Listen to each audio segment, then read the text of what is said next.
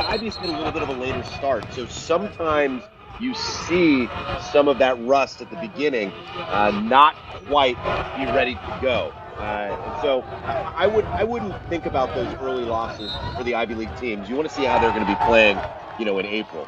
It's Renz Conlon who wins the opening faceoff forward, and a kick saved by Connor Terrio.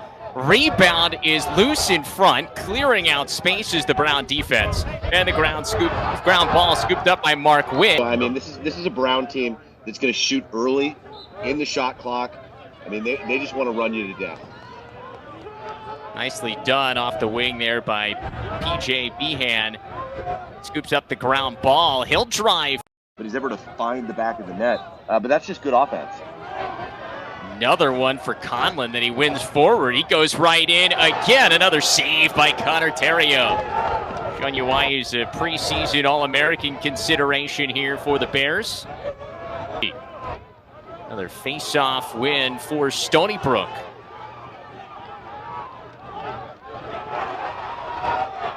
They're going to need to start capitalizing on these face-off wins. Let's see if they can even come away with it here.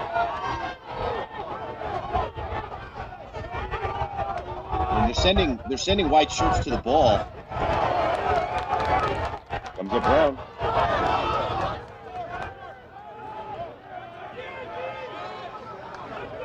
Beating good defense. First assist of the day for Trevor Glavin. Came in with 5 assists as once again Conlon wins it forward. And just like we were talking about, Chris, there, he moves it along, knows how important a full offensive possession is for the Seawolves team down 4-0. This team likes to play. That's a big-time goal, not only because it breaks the seal, but also because of the momentum of getting a long stick out there on the score sheet. Looks like stuck in the back of the stick there. That's unlucky. Yeah, you can't take a couple of steps like he. No.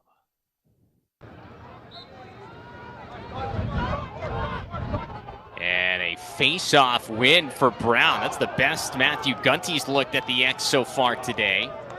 When Gunty has good numbers this season, too. He's up about 50%. He's at 60.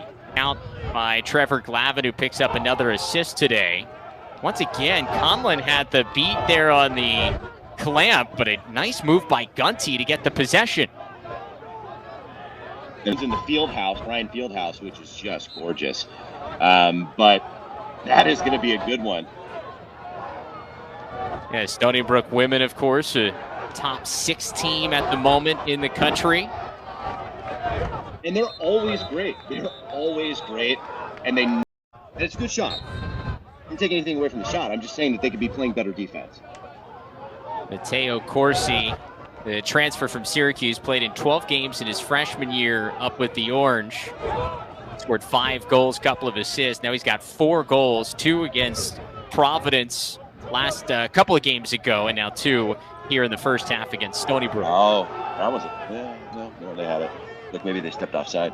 I was talking to Anthony Gallardi about how they picked him up in the transfer portal. He said, well, it was pretty simple. We saw his name show up, and he got us pretty good last year when we played him, so we figured he might not be a bad guy to add to our offense. Not that different from Drexel. Yeah, He's out there. He's about 13 yards out. I mean, he is a sharp shooter. 15 goals now so far in 5 games. Loose ball scooped up by Witt. He's had a couple of nice plays so far for Brown defensively. On that one. That was going to stand. Conlon wins it forward. 4 seconds. 3. Shoots. And it just rings off the bar as Conlon takes a shot. That would have been huge. He's still down on the ground here. And this is, we're going to keep it here. Renz Conlon has not gotten back up. Yeah, you see them calling for the trainer.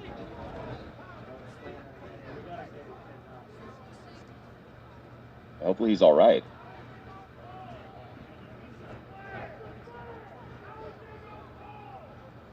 Did not see a flag come down on the hit there right at the end of the half.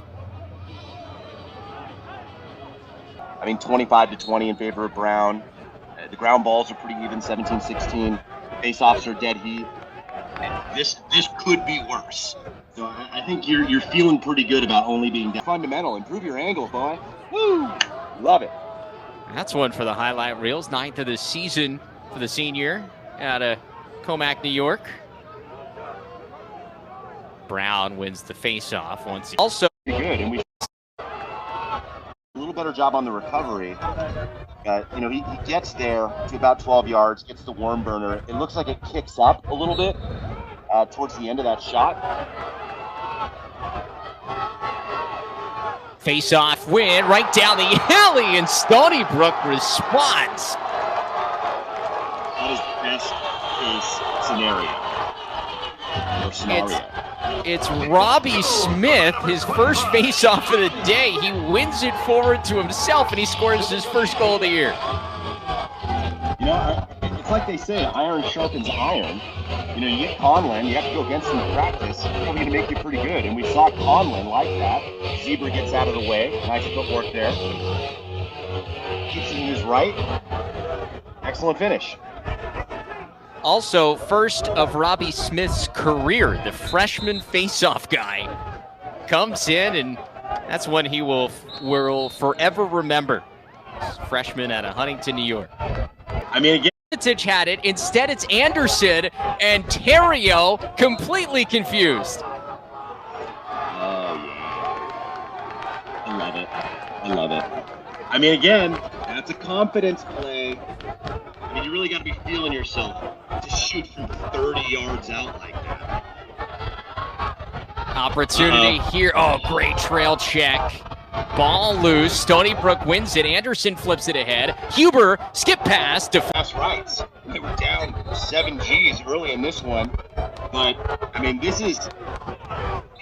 feels like they are the team right now. I mean, this is great. 3 goals, former first-team All-America East performer as Gunty wins the face-off and answers. I mean, if you're Brown, that's what you need. First goal of the season for the face-off man, Matthew Gunty. Brown goal scored by number 48, Matthew Gunty. Immediate answer. I mean, I think the question here is, what is Stony Brook going to do about it?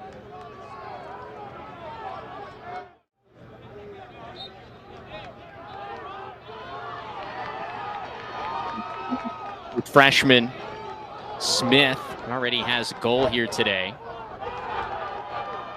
They're able to get the goal there. Take some of this momentum going into the fourth.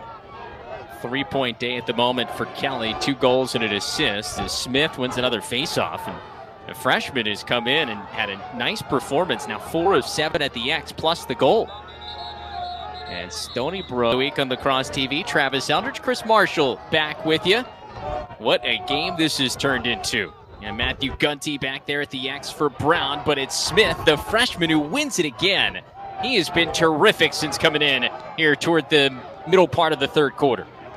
Placement there on the shot as well, and so 3 unanswered goals for Brown after Stony Brook had scored 8 of 9 goals. Smith just pushes Gunty.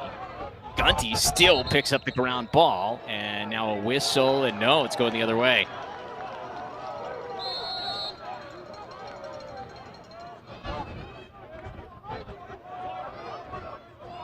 Here. As Gunty wins the face-off, picks up the ground ball, now moves it forward.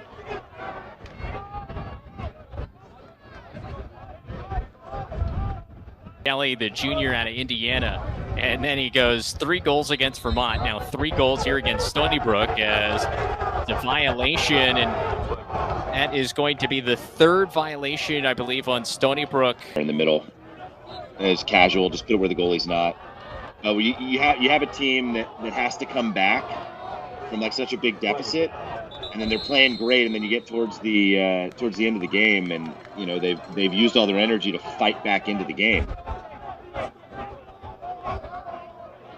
That was Brandon Bergner with his 2nd of the day on that goal, and loved on that replay as we've got a flag on Brown. This will be a man up for Stony Brook, but I love on that replay. You see Aiden McLean kind of like a quarterback looking off the defense. He looked back toward the middle like he was going to move it along just to keep the defense Sweeney, the junior, with his first of the year. Short stick defensive midfielder out of Mount Sinai, New York. And we got another flag. After you get that third violation that triggers that first penalty, every other violation at the face-off X in this. Nice little step out finish. Armitage with the assist. That was a really pretty play. Got the screen from Palinetti. Nice time out there. Too. And that's just great body control. And it was a late flag. Matthew Gunty stopped because he thought that Stony Brook went early. Yeah. And the official didn't at first call it. And then when everybody at the face-off X was looking around like, wait, what, that wasn't called? Then he throws the flag.